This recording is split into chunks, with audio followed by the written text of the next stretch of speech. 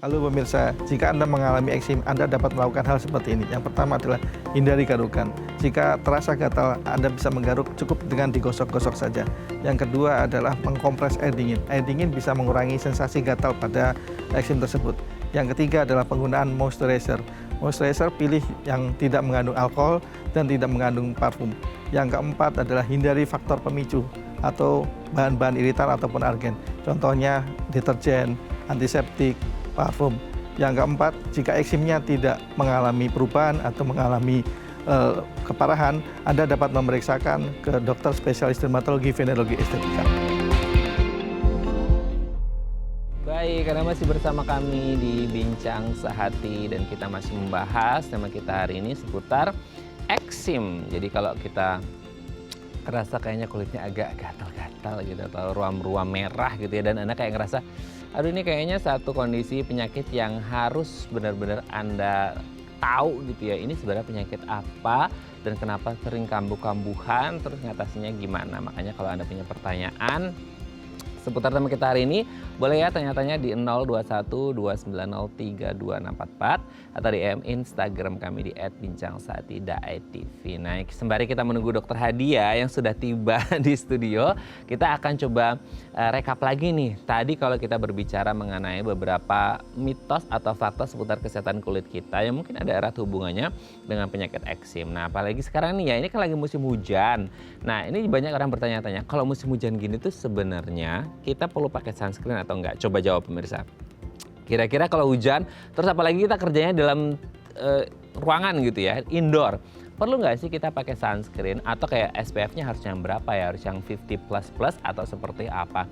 Nah, ini jadi pertanyaan banyak orang karena kita kepikiran kayak oh sebenarnya itu kayak sunscreen, apalagi yang SPF-nya tinggi gitu ya, ataupun yang kayak nah ini reapply-nya per 2 atau 3 jam itu hanya berlaku bagi mereka yang kerjanya di outdoor. Sementara untuk kita yang indoor kayaknya nggak perlu deh, apalagi kitanya di AC gitu ya, itu kayaknya nggak perlu yang banyak-banyak banget deh gitu ya menggunakan sunscreen-nya, karena kayak nggak penting-penting amat gitu, karena kita lumayan terhindar dari UV A ataupun B yang datangnya dari sinar matahari, apalagi kalau kita kerjanya indoor. Tapi sebenarnya kalau tadi diterang oleh Dokter Hadi bahwasanya mau di outdoor kayak gitu ya maupun di indoor kayak tetap kita harus menggunakan sunscreen supaya melindungi kulit kita dari sinar UV yang sebenarnya kayak gini. UV itu tetap bisa masuk loh ke dalam ruangan kerja kita, even kita kerjanya tuh di indoor gitu ya. Dari sela-sela jendela, dari kaca itu tetap bisa masuk. Jadi tetap harus menggunakan sunscreen. Terus yang kedua adalah masalah facial atau peeling. Kita ngerti ya, regenerasi kulit itu terjadi kurang lebih lah sebulan seperti itu. Nah, sebenarnya kita juga harus tetap melakukan eksfoliasi atau peeling alami supaya tetap kulit kita juga sehat. Masalah wrinkle atau keriput atau pada kendur lansia itu hal yang normal dan tetap bisa diantisipasi dengan perawatan yang rutin. Oke, sekarang sudah hadir bersama kita di studio ada Dokter Hadi. Kita sapa terlebih dahulu. Halo Dokter Hadi, silakan dok masuk dok. Finally. Selamat pagi. Apa kabar dok? Baik, sehat ya dok ya. Silakan duduk dok. Aduh, Dokter Hadi. Alhamdulillah ya dok ya. Dengan drama yang terjadi di jalanan Jakarta ya, namanya hujan dari subuh ya, dari malam malah kayaknya dok ya. Oke dok, hari ini kita membahas tentang kulit eksim. Tadi kita sudah membahas mitos fakta 5 ya tentang kesehatan kulit kita sekarang kayak eksim. Sebenarnya kalau kita ngomongin penyakit eksim, ini kan mungkin kayak satu kondisi orang yang sering dengar ya, tapi nggak ngerti. Eksim itu by definition secara medisnya penyakit yang seperti apa sih dok?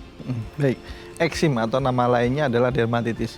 Ini merupakan suatu peradangan kulit yang disebabkan oleh faktor endogen dan eksogen yang gejalanya berupa kulit gatal, kemerahan, bersisik. Agak serem ya dok, bersih kayak ikan sama ular gitu ya dok. Nah ini kan sebenarnya kalau penyakit seperti ini tuh orang gini, kadang-kadang tuh agak rancu ya, karena beberapa kondisi orang tuh kadang tuh sering ada gatelnya atau apa bahasa Jermannya tuh busik gitu. Apa sih kalau bahasa Indonesia, kalau orang Jawa tuh busik gitu ya. Maksudnya kayak ada kayak bersisik. Nah itu kan satu kondisi yang lumayan rumah terjadi. Tapi maksudnya ada nggak sih beda antara yang eksim, yang the real eksim, sama yang sekedar gatel biasa atau yang sekedar busik atau bersisik biasa, itu bisa beda nggak atau gimana? Jadi kalau untuk eksim atau dermatitis ini peradangannya memang dia selalu ada pemicunya. Pemicunya tadi ada faktor endogen atau faktor eksogen. Tapi peradangan kulitnya ini selain dari penyebab mikroorganisme seperti jamur, bakteri, atau virus. Jadi eksim ini bukan suatu infeksi, tapi peradangan kulit akibat paparan dari faktor endogen dan eksogen. Nah, faktor endogen dan eksogen sendiri itu kalau faktor endogen biasanya karena genetik. Jadi kalau genetik mungkin dari ayah, ibu, ataupun dari kakek ya, itu bisa diturunkan ke anaknya. Kemudian kalau faktor eksogen itu paparan-paparan dari lingkungan sekitar. Bisa mungkin bahan-bahan iritan, bahan-bahan alergi, debu, kemudian cuaca, dan lain-lain. Kalau faktor eksternal kan mungkin kayak kalau mereka terpapar gitu Dok ya, entah karena debu dan lain sebagainya gitu. Nah kalau untuk yang genetik turunan berarti itu akan terjadi terus dong Dok atau gimana? Iya, sebetulnya dua-duanya itu akan berlangsung terus atau kambuh-kambuhan. Jadi eksim sendiri kalau untuk genetik memang mungkin bahasa gampangnya itu kulit yang sensitif atau kulit yang gampang meradang. Nah itu mungkin karena faktor genetik seperti itu. Tapi sebenarnya ketika terjadi eksim itu yang khas banget gitu ya, orang tuh selalu kepikiran tuh kalau kulit itu adalah gatal-gatal gitu ya Dok ya. Apakah selalu seperti itu atau bisa jadi setiap orang itu gejala klinisnya pasti akan beda-beda atau gimana?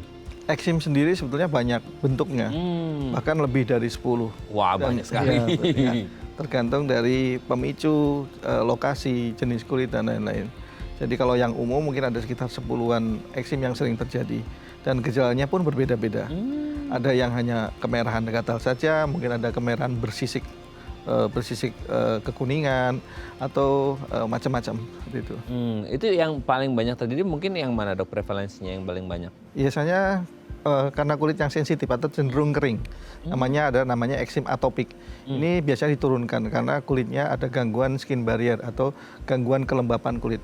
Jadi kelembab alami pasien tersebut mungkin terganggu atau tidak muncul secara maksimal sehingga kulitnya cenderung kering. Ketika kulitnya kering, terpapar sesuatu bahan-bahan dari luar, ya, bahan-bahan iritan, alergen, itu akan mengalami peradangan kulit atau eksim tersebut.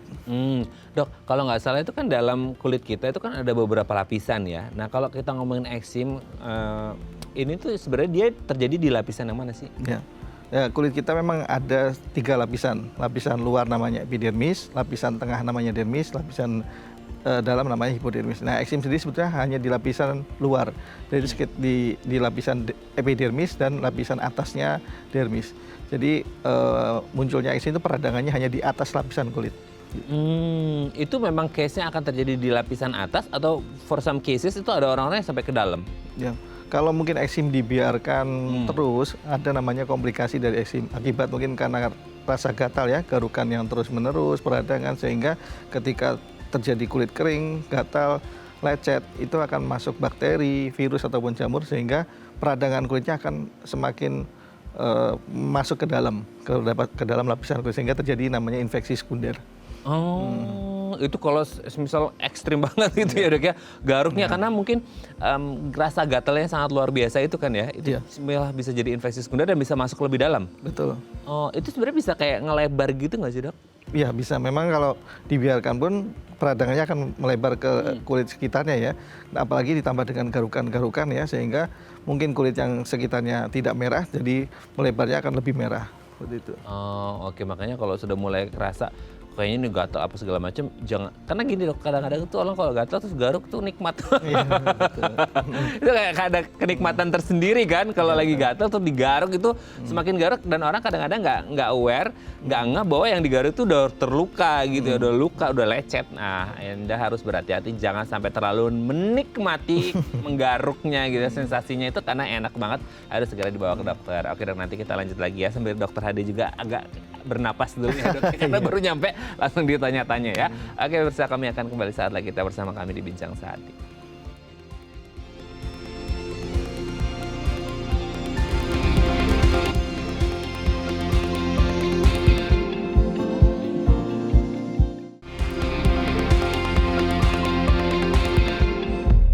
Baik, Anda masih bersama kami di Bincang Sehati dan kita masih membahas tema kita hari ini seputar penanganan kulit eksim. Kalau Anda punya pertanyaan seputar tema kita hari ini, Boleh ya tanya-tanya di 0212903244 atau di Instagram kami di @bincangsaati.tv. Kita masih bersama dengan Dr. Hadi Firmansyah, SPDVE MKes, dokter spesialis dermatologi, venerologi dan estetika dari Rumah Sakit IMC Cikarang. Oke dok, kita lanjut lagi ya. Nah kalau kita ngomongin kayak keparahan gitu ya, itu kan mungkin ada beberapa penyakit yang kayak dia ringan, sedang, keberat. Nah kalau untuk eksim sendiri, entah dari jenisnya itu ada kayak tingkat keparahan atau gradingnya nggak sih dok? Iya, eksim sendiri sama, ada tingkat keparahannya, ada yang ringan, sedang maupun berat. Ini tergantung dari gejala. Jadi kalau misalkan yang ringan mungkin hanya gatal ringan ataupun kemerahannya ringan. Kalau yang sedang mungkin gatal ringan sudah meluas kemerahannya sampai ke bagian tubuh yang lain. Kalau yang berat, eksim justru bisa gatal yang sangat berat, kemudian kemerahan hampir bisa seluruh tubuh, atau kulitnya juga bisa mengelupas. Ih, mengelupas dok? Iya. Serem banget ya. Tapi gini dok, dari tingkat yang ringan, sedang sampai ke berat itu memang maksudnya progresif semua dimulai dari yang ringan atau ada yang nggak tahu ya karena faktor genetik atau faktor apa itu sehingga langsung yang ke berat atau yang langsung ke sedang ke berat gitu atau gimana? Ya biasanya memang dari yang ringan dulu. Ringan nanti akan berlanjut ke sedang ataupun berat. Jadi jarang yang sampai tiba-tiba langsung melupas seluruh badan. Kalau yang sampai berat itu biasanya terjadinya memang dari yang sedang ringan atau sedang kemudian dibiarkan atau mungkin hanya dibiarkan saja tidak tanpa pengobatan itu akan meluas ke seluruh tubuh. Nah itu pasti dimulai dari yang ringan. Masalahnya itu kalau dari ringan ke sedang ke berat kan pasti butuh proses ya dok. Misalnya ada waktu tidak semalam langsung dari ringan ke berat karena selama proses dari ringan ke sedang ke berat itu kan harusnya orang ngeh dong, maksudnya kayak ada anomali di kulitnya kan gitu. Itu biasanya orang ngeh nggak sih bahwa kayak oh ini sebenarnya sesuatu yang nggak wajar gitu, sesuatu yang disebut dengan eksim itu harusnya wajar atau kayak orang mungkin karena kita tinggal di negara tropis atau subtropis mungkin kena apa gitu jadi agak gatal-gatal atau ruam merah gitu kan karena orang kita kan kadang-kadang mungkin begini mungkin begitu, itu bisa nggak dok? Iya memang biasanya kalau untuk proses waktunya ya untuk yang sampai menjadi berat itu bisa tergantung dari kulitnya sendiri sih. Bisa prosesnya cepat, bisa juga prosesnya yang lama. Mungkin orang eksim kan sering muncul atau kambuh-kambuhan. Jadi terkadang mungkin kalau yang sudah terlalu sering ya, karena kambuh-kambuhan mungkin membiarkan saja. Betul. Jadi lama-kelamaan dia akan memberat seperti itu. Oh oke. Dan sebenarnya kalau kita ngomongin kayak ini ada sesuatu yang nggak benar atau sesuatu yang nggak biasa di kulitnya harusnya langsung diperiksakan ya karena kadang-kadang orang kita kan kebal-kebal udah kulitnya kayak kulit badak gitu ya jadi kayak ya udah terjadi pembiaran sampai akhirnya ke sedang sampai ke berat, jangan sampai seperti itu. Tapi kalau kayak titik-titik lokasinya dari eksim itu sendiri dia bergantung pada jenisnya atau emang ada titik-titik yang memang rentan mungkin kayak karena kita lihat ya kalau orang itu kulit itu kayak di lipatan tangan atau lipatan kaki atau di lipatan itu rentan atau di titik-titik yang lain serandom itu gitu atau gimana dok? Ya memang tidak selalu tergantung jenis eksimnya juga. Ada memang titik-titik tertentu yang paling sering munculnya eksim misalkan di daerah-daerah lipatan atau di daerah lipatan kaki atau mungkin di wajah pun juga sering. Ya. Oh, itu munculnya maksudnya di titik-titik itu dari setiap orang secara random aja atau gimana dok? Atau mungkin kayak di titik ini memang di bagian sini kulitnya lebih rentan gitu? Ya memang di titik itu kulitnya mungkin lebih genetik lebih rentan atau lebih sensitif gitu.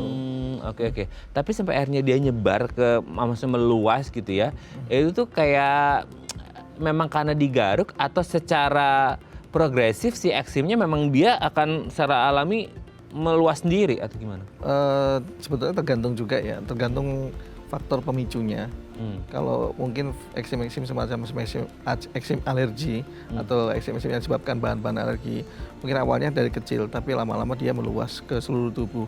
Itu tergantung dari jenis-jenis eksimnya sendiri. Ada yang memang eksim yang hanya lokasi tertentu saja, ada yang eksim sampai meluas ke seluruh tubuh, mungkin ada juga eksim yang hanya di sekitar wajah aja. Jadi dia bisa ngeblok di satu titik aja atau yang menyebar. Biasanya dia yang nyebar yang mana dok? Yang tadi yang atopik tadi atau bukan? Ada eksim namanya dermatitis atopik itu bisa ke seluruh tubuh karena ini kan penyebab dari eksim atopik itu adalah gangguan skin barrier. Dimana kalau kulitnya kering jadi cenderung akan muncul eksim tersebut. Yang kedua mungkin ada namanya eksim seborrheic atau eksim yang muncul pada daerah-daerah kelenjar minyak yang tinggi. Itu juga bisa menyebar ke seluruh tubuh. Ada juga eksim karena alergi. Mungkin alerginya kalau misalkan alerginya hanya penggunaannya di wajah, tapi kalau dibiarkan bisa juga meluas ke seluruh tubuh. Saya alergi itu karena alergi, misal ada orang makan tertentu atau suhu tertentu, nggak ngerti itu alergi atau bukan, itu juga bisa pengaruh nggak sih dok? Ya, kalau ini eksim alergi itu biasanya karena kontak alergi, jadi namanya dermatitis kontak alergi. Bahan-bahan alergi seperti contohnya mungkin parfum. Oh. Ya, parfum juga bisa menyebabkan. Mungkin kita semprot-semprot parfum di daerah leher ataupun di daerah ketiak ya. Tapi kalau kulitnya sensitif terhadap bahan-bahan tersebut, bisa gatalnya bukan hanya di daerah tersebut, tapi bisa seluruh badan. Oh, itu kenapa bisa? Maksudnya kayak kan parfum biasa orang kayak semprot di belakang kuping gitu, kayak bisa last long gitu atau di nadi sini. Nah itu meskipun nyemprotnya di mana, itu gatalnya bisa menyeluruh juga tuh. Iya, itu karena kalau reaksi alergi itu reaksi imunologi seluruh badan. Jadi kalau misalkan meskipun kontaknya hanya di daerah mungkin di leher ya ataupun di ketiak, tapi sistem imun kita mengalami hipersensitif atau mengalami tadi reaksi alergi. Itu bisa muncul juga di tempat yang lain selain kontak tersebut. Sebelum akhirnya terpapar terus-menerus dan akhirnya jadi eksim dok, orang kalau yang entah alergi ataupun non alergi ya, maksudnya ketika dia pemakaian tertentu atau pakai parfum dan lain sebagainya, produk-produk tertentu yang bersentuhan langsung dengan kulit dan ketika terjadi ketidakcocokan, sebenarnya kulit itu ngasih kode nggak sih dok? Maksudnya kayak tanda bahwa oh kayaknya nggak cocok nih, atau kayak misal let's say sesimpel orang pakai parfum gitu ya, kayak kok gatel-gatel, itu langsung kerasa nggak sih dok tubuh kita, atau dia perlu proses? Ya, memang ada, kalau ada yang cocok dan tidak cocok, sebenarnya ada 2 eksim yang jika kita kontak dengan bahan-bahan tertentu, itu bisa menimbulkan reaksi atau ada gejalanya. Yang pertama adalah dermatitis kontak iritan. Itu eksim yang terjadi kalau ketika kontak dia langsung mengalami proses iritasi, kulitnya ngelupas, merah, lecet. Tapi kalau dermatitis kontak alergi biasanya bukan paparan pertama, tapi paparan yang berulang. Misalkan kita pakai parfum pertama gatel, tapi kalau kita pakai setiap hari berbulan-bulan, tiba-tiba dia baru muncul reaksi alerginya, seperti itu. Itu biasanya karena gini kan, ini banyak ya, soalnya kan banyak juga yang pakai parfum ya dok ya, itu kayak gara-gara si parfumnya, maksudnya cair liquidnya, atau karena persentase alkoholnya gitu ya, atau karena kan sekarang banyak jual parfum yang bibit sama non bibit ya dok. Ini sembar sekalian ya dok ya, karena kan banyak orang yang mungkin ingin tercium harum, tapi kadang-kadang mereka harus menyiksa kulitnya gitu dok. Atau gimana dok? Itu pengaruh nggak dari beberapa poin tadi? Biasanya dari parfumnya, dari fragrance-nya. Jadi memang ada beberapa orang, tidak semuanya, itu memang sensitif terhadap atau akan menimbulkan reaksi dari parfum tersebut. Dan kadar parfum juga berbeda-beda ya tadi. Kalau alkohol mungkin jarang menimbulkan alergi, tapi menimbulkan iritasi. Kulitnya akan kering dan terkelupas. Tapi kalau parfum itu kadang kita nggak sadar. Fragrance-nya ya dok? Ya, fragrance-nya. Jadi kita nggak sadar. Dan ketika kita pakai 1 bulan kayak nggak apa-apa kok dok, tapi kok tiba-tiba bulan ini kok jadi gatal. Itu bisa terjadi karena paparan yang berulang-ulang. Gitu. Dan fragrance sendiri ada fragrance yang macam-macam jenisnya. Itu dia. Ada yang mungkin lavender dan lain-lain ya. Kadang itu satu jenis fragrance itu nggak menimbulkan alergi, tapi ada jenis tertentu fragrance yang bisa menimbulkan alergi. Nah itu dia, makanya untuk menentukan fragrance mana yang tepat ya harus konsul ke dokter kulit ya dok ya. Ketemu sama dokter Hadi. Oke dok, nanti kita lanjut lagi ya di segmen selanjutnya ya. Oke pemirsa, kami akan kembali saat lagi, kita bersama kami di Bincang Sati.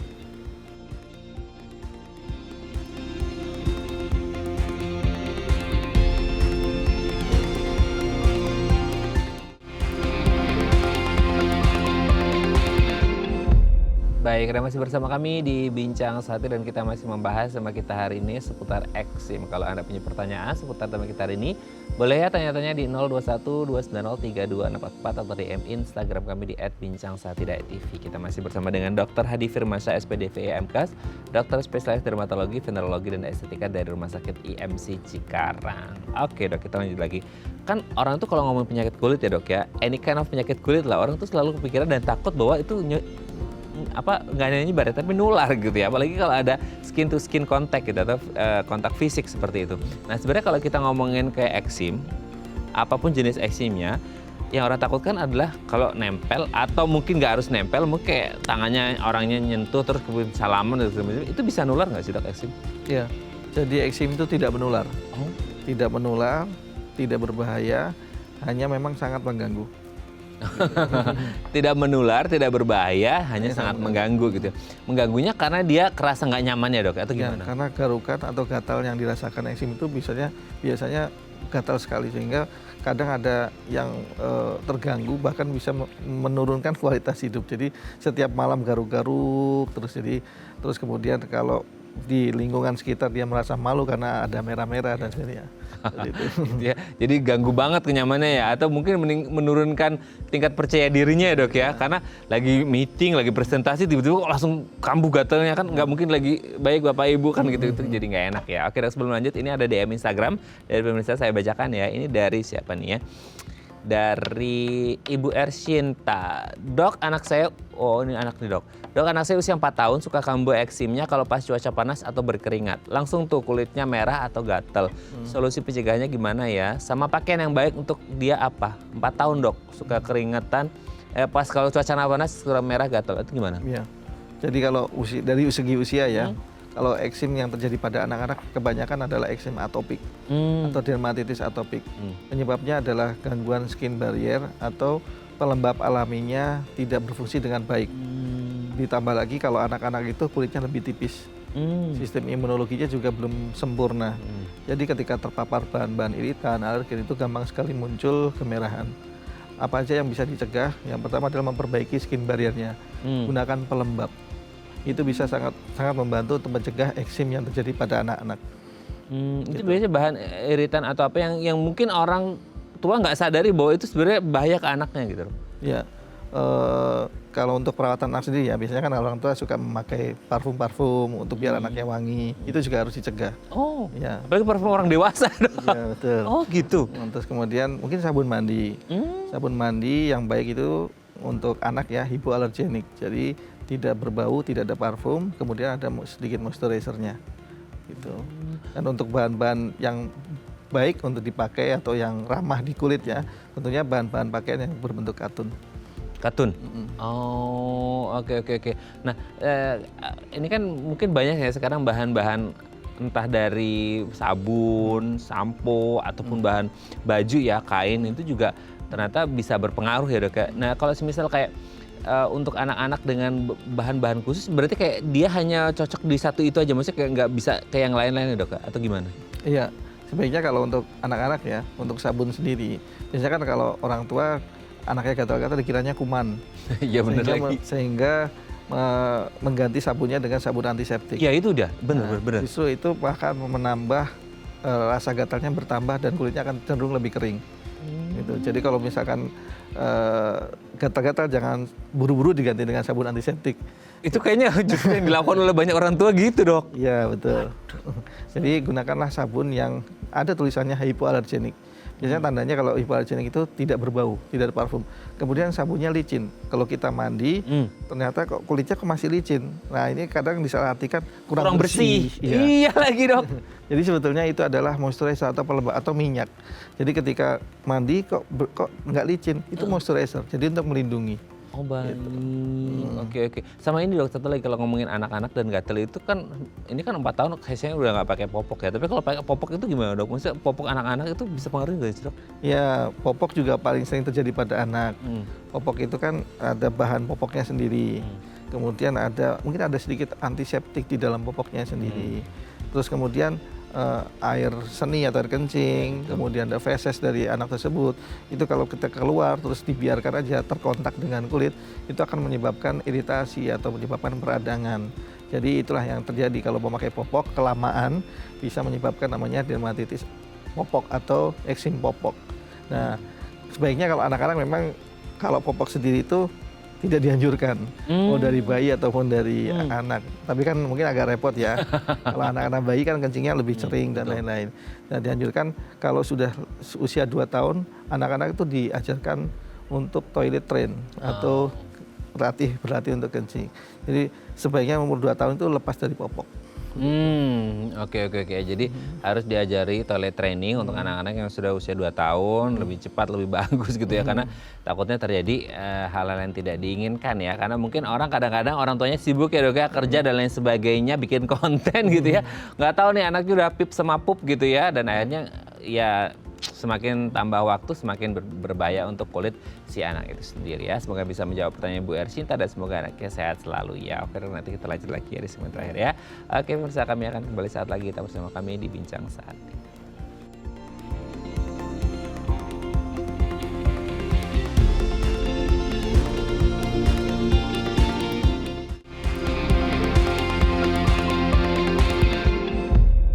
Baik, Anda masih bersama kami di Bincang Sati dan kita masih membahas tema kita hari ini seputar eksim. Masih bersama dengan Dr. Hadi Firmansyah, SPDVE, MKes, dokter spesialis dermatologi, venerologi dan estetika dari Rumah Sakit IMC Cikarang. Oke dok, kita lanjut lagi ya. Nah kalau ini tadi ngomongin masalah garuk-menggaruk ya dok ya. Nah ini akhirnya tuh kalau menggaruk ekstrim ya. Terus kemudian saya pernah baca juga nggak ngerti ini kayak worst scenario atau ada hubungan atau enggak. Itu bisa jadi kayak luka, tadi memang betul luka dan akhirnya lebih dalam. Dia bisa nggak itu kayak akhirnya apa ya, kayak ada nanah atau cairan di dalam itu dan kadang-kadang bisa pecah. Itu bisa nggak terjadi kayak gitu? Iya. Ya, jadi itu akibat dari garukan yang terus-menerus sehingga menimbulkan kulitnya lecet atau abrasi kulit. Jadi ketika kita garuk mungkin nggak sadar. Karena kalau eksim itu semakin digaruk semakin enak. Aduh, semakin digaruk semakin enak lagi ya. Ya, jadi pasien nggak sadar, bahkan ada yang lebih parah lagi kan pakai sikat. Jadi dia disikat, iya ada beberapa pasien disikat karena dia memang sangat gatal. Nah, justru akibat dari itu kulitnya akan mengalami abrasi atau lecet. Nah, ketika lecet ini sangat-sangat rentan terjadinya infeksi sekunder. Bisa bakteri masuk, bisa virus masuk, bisa juga jamur yang masuk. Dan yang kebanyakan adalah yang masuk adalah bakteri. Kalau nanah itu tanda dari infeksi bakteri. Saya baru tahu ada yang pakai sikat loh dok, itu ekstrim banget. Ya. Karena mungkin kerasa nikmat, kerasa enak. Betul. Ya dok ya. Tapi kalau akhirnya sampai kayak keluar nanah, abrasi kulit itu, kan tadi dokter juga sempat mention ada namanya infeksi sekunder ya. Nah kalau akhirnya terjadi kayak abrasi atau nanah dan akhirnya infeksi sekunder, itu bisa menyebabkan komplikasi nggak sih dok? Karena takutnya kan mungkin si infeksinya, si kuman bakteri dan lain sebagainya, kan kulit ada pembuluh darah mungkin masuk itu gimana? Bisa nggak? Ya betul, ya justru yang berbahaya itu komplikasinya. Infeksi bakteri itu bisa meluas. Dari mungkin awalnya kecil ya, nanah kecil tapi dia akan meluas jadi bisul. Bisul nanti keluar ada nanahnya di dalam. Aduh. Nah itu bisa jadi demam dan sebagainya. Bahkan kalau dibiarkan terus-menerus infeksinya, itu bakterinya bisa masuk ke dalam pembuluh darah. Gitu. Yang itu yang bisa menyebabkan namanya sepsis. Itu sangat berbahaya. Aduh, tuh ya makanya jangan terlalu menikmati garukan itu ya. Meskipun garukan itu nikmat, tapi jangan sampai kebablasan ya, gitu sampai sikat lagi. Saya baru tahu kalau digaruk pakai tangan mungkin iya, tapi ternyata ada juga yang pakai sikat ya, ekstrim banget ya. Nah, oke, sekarang kalau sudah kondisi seperti ini untuk menegakkan diagnosis bahwa ini eksim itu gimana, Dok? Memang untuk menegakkan diagnosis itu harus diperiksa langsung oleh dokter. Jadi kalau ada gejala gatal, kemerahan, kulitnya mulai mengelupas, itu kita harus periksa dulu terlebih dahulu. Karena eksim kan bentuknya banyak. Betul. Ya. Dan yang mirip dengan eksim pun banyak. Oh iya. Jadi harus dipastikan dulu diagnosisnya tegak eksim. Kalau sudah ditegakkan diagnosis, mungkin ada pengobatan tertentu untuk mengurangi atau menghilangkan eksimnya tersebut. Nah, oke. Setelah tegakkan diagnosis dengan kondisi tertentu, itu biasa pengobatannya gimana dong? Maksudnya tergantung jadi jenis eksimnya atau seperti apa? Ya, prinsipnya sih hampir sama, tapi tergantung juga jenis eksimnya, ringan, sedang, atau berat. Nah, kalau untuk eksim-eksim yang ringan, mungkin kita bisa mengoleskan pelembab dahulu, kemudian bisa juga ditumbuk dengan obat salep anti radang, seperti hidrokortison, betametason, dan lain-lain. Oke. Kalau dari awal sudah dicegah, maksudnya kayak yang ringan sudah diobati, harusnya dia tidak melebar dok? Atau kayak karena faktor genetik dan akhirnya faktor risikonya terus terpapar, akhirnya ya akan terus terjadi perburukan atau gimana? Ya kalau memang kita udah oleh spesialis dikasih obat kok memang belum mempan ya, memang ada step-step algoritma pengobatan yang bisa dengan obat minum, kemudian obat minumnya bisa dinaikkan perlahan-lahan dan sebagainya. Gitu. Oke. Itu pengobatannya berlangsung berapa lama sih dok? Biasanya sekali treatment itu sendiri? Kalau eksimnya ringan mungkin lebih cepat ya, mungkin estimasi mungkin 3-5 hari, nggak sampai 7 hari bisa membaik. Tapi kalau eksimnya yang sedang ataupun berat itu tergantung variasi atau pemicunya. Yang terpenting eksim itu harus menghindari pemicu. Selama masih ada pemicu dia akan hilang timbul. Oh, oke. Nah, sekarang kalau semisal sudah satu perawatan tertentu gitu ya, udah sembuh nih gitu, itu bisa nggak nanti ke depan muncul lagi dok? Ya, memang harapan pasien itu eksim bisa sembuh total. Betul. Rata-rata pasien yang datang eksim itu mungkin bukan pertama kali tapi sering, dan harapannya adalah sembuh. Eksim itu bisa sembuh, bisa membaik, tapi kambuh-kambuhan, tergantung pemicunya. Jadi kalau misalkan pemicunya terpapar lagi ataupun faktor genetik, eksim akan kambuh-kambuhan, seperti itu. Itu hanya berlaku untuk yang genetik atau non genetik pun bisa? Semua eksim saya rasa. Jadi yang genetik pun bisa kambuhan, mungkin kalau genetik agak sulit dikontrol ya memang. Yang penting kita bisa mencegahnya dengan mengoleskan moisturizer. Tapi kalau misalkan karena faktor endogen atau faktor eksternal, paparan bahan-bahan iritan, alergi itu bisa dicegah. Kita harus menghindari atau nggak usah dipakai lagi. Misalkan parfum tadi ya. Jadi kalau sudah alergi, jangan dipaksakan untuk dipakai kembali. Oh, oke. Jadi selama dia terpapar dengan faktor risikonya makanya akan kambuh terus. Ya. Ketika dia melepaskan faktor risikonya, bisa nggak dia kena faktor risiko yang lain lagi dok itu? Bisa saja. Aduh. Karena kan penyebabnya bukan hanya A, mungkin penyebabnya juga banyak. Kondisi kelembapan udara, cuaca, debu, kadang hewan peliharaan, bulu-bulu binatang itu juga bisa menjadi faktor pemicu. Oke, jadi bukan hanya satu aja mungkin ya. Jadi faktor risiko ini yang ini belum pernah dicoba ternyata juga jadi faktor risiko. Benar-benar harus ke dokter kulit ya untuk menentukan bahwa ini kayaknya yang tidak boleh dan ini yang boleh seperti ini. Oke, terima kasih Dokter Hadi.